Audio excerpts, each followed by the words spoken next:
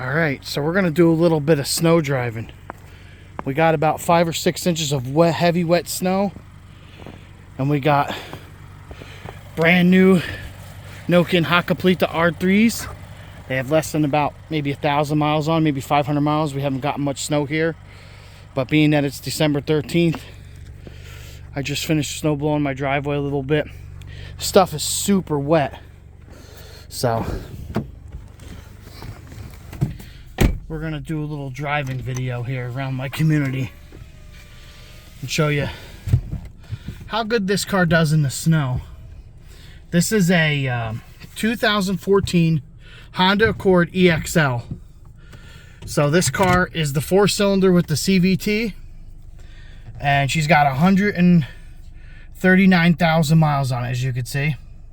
So we're gonna, when you're driving these in the winter, you could stay in, you know, normal drive, but I like it. I mean, you're not gonna go much fast, so I leave it in low range, just because, like, my wife drives this car a lot, so she has a lot of mileage driving this in the snow. You know, we'll leave the traction control on. I mean, they plowed already, but you can see there's still about good 3 or 4 inches, and it's wet and heavy, and right here it's real thick. Turn the windshield wipers on. But I mean, it's nice and flat right here, but we get some hills coming through the community here. But yeah, this car, my wife drives, it's her daily driver. We've owned it for a few years now. And turn these windshield wipers down. She drives it back and forth in the snowstorms, and like I said, this car has been really good driving in the winter. You know, you put really good winter tires on and you watch your speed. I mean, like I said, they plowed once when it was like 2 inches, but now there's probably about 5 or 6 inches of wet, cake batter snow. So, like I said, she's used this car a lot. I should really put my seatbelt on, but. And it starts going on a nice big downhill here. As you can see, my neighbor's out doing their driveway. This hill's pretty gnarly. It's about 12% upgrade or grade here. You know, this car is no drama up or down. Coming up the other side, it might be a little bit, might be some drama. I mean, I'm probably not going to want to stop in the middle of the hill, because I know I'll just spin.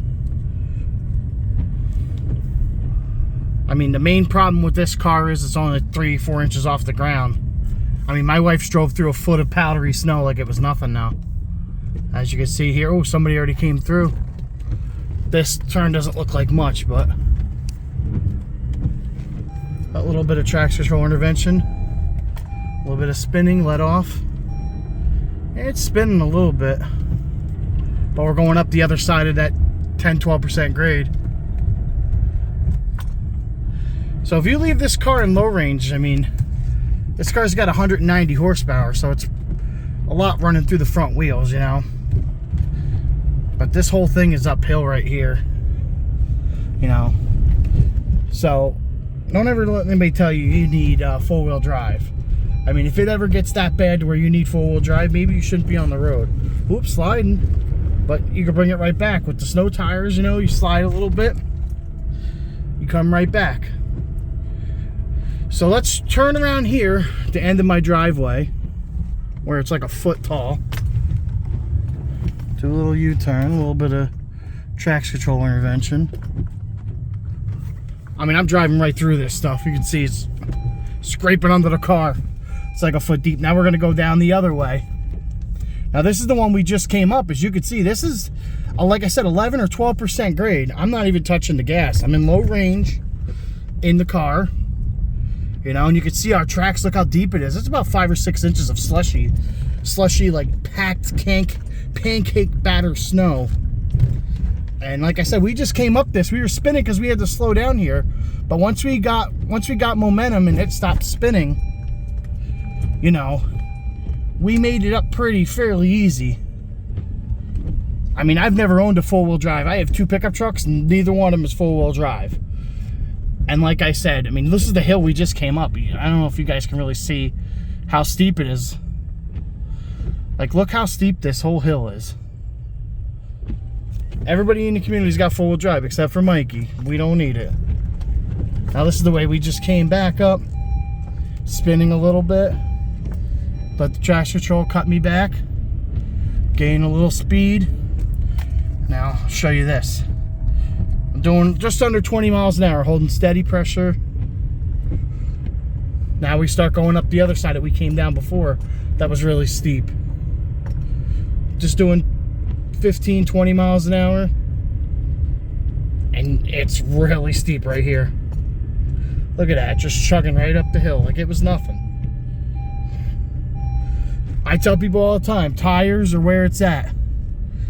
You know, four-wheel drive is good, but if you have a four-wheel drive SUV or a four-wheel drive truck on half-worn tires, let me tell you something. A car with brand new dedicated Nordic snow tires will beat you every time.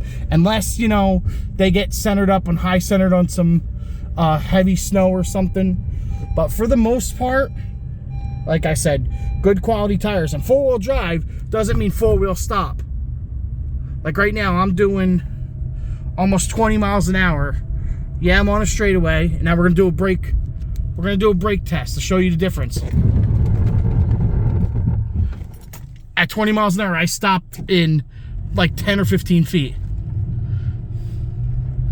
Like the ABS kicked on and it stopped. Like I said, we'll do it again and I'll show you. A little under 20 miles an hour, I stopped in 10 feet. That's the difference. Four-wheel drive gets you going really good, but that don't mean four-wheel stop, and it don't stop you from sliding. And like I said, man, look how deep this snow is. This is where the plow truck kind of just made a loop through. Hold on, put it in drive. Like you don't see how deep that is. Like it's literally over top of my foot. Like it's a good 5 or 6 inches, and it's like, look, and it's all icy underneath. And this whole thing is over. This whole thing here is about 8 to 10 inches, and we just went through it, and we went up some pretty gnarly hills pretty slowly. I mean, like I said, that's where we came from. And that's my house. So don't let anybody even tell you that you need four-wheel drive. Yeah, it's nice and all, but a lot of times it just gets you in more trouble. A lot of guys with those four-wheel drive trucks and SUVs, you know, all it does is get you going and get you a lot of speed, but you ain't gonna stop. You know, four-wheel drive is really good. But I'm going to tell you, if you don't have good tires, don't even take them out. That's why you ever noticed all those four-wheel drive SUVs and pickup trucks, you know, when you're driving along and you're going nice and slow, they're behind you. They want to go 60 miles an hour, but you always see them wrecked. You always see them crashed. You know what I mean? And that's the reason why, is because they get too overconfident. You know, you just keep maintaining your speed. And if you can't make it up a hill, you spin it back around and go back the other way. Like I said, see that white truck right there? For guys that don't know my channel or anything, I do scrap metal. That truck right there, 2013 F250, two-wheel drive, but it's got brand new, Nitto tear grapples on there. My daughter's car, 2000, I think it's an 8 Volvo S40. Look at that, non-all-wheel drive. Look at you. I'm zooming in and you can see how aggressive the tires are. All 4 of them. Look at that. That truck right there, my main scrap, or my toy scrap truck, my Tonka truck. Look on the back. You could see them from here. Nitto Tear Grapple G2s. On the front, there's some crappy ones. I got to get new ones. Those tires are worn. That truck wouldn't barely even move out of its parking spot. But I haven't ordered new tires for it because I don't have the extra $800. But yeah, so don't let anybody tell you need four-wheel drive. You just got to have the skill to maintain a certain speed and to know how your car's limits. So we're pulling up to my house. All right, ladies and gentlemen, I hope this this video helps you. And I try to pass this knowledge along because winter tires are better than four-wheel drive because you have the ability to stop and handle. and they're have more grip in snowy situations and in colder conditions, where an all-season tire will get hard and it'll get very brittle, and it won't have the ability to grab. So, all right, I'll see you guys in the next video. I hope this helps you guys out. And like I said, you know, I'm not really too good at filming YouTube videos, but I just wanted to put this out there, you know. But all right, I hope this helps everybody out, and be safe out there. Remember, 20-25 miles an hour, you know, good quality tires. And if it's really that bad out and you're not comfortable, you stay home. But sometimes you might get caught in it. You got to be prepared. All right, I'll see you guys later.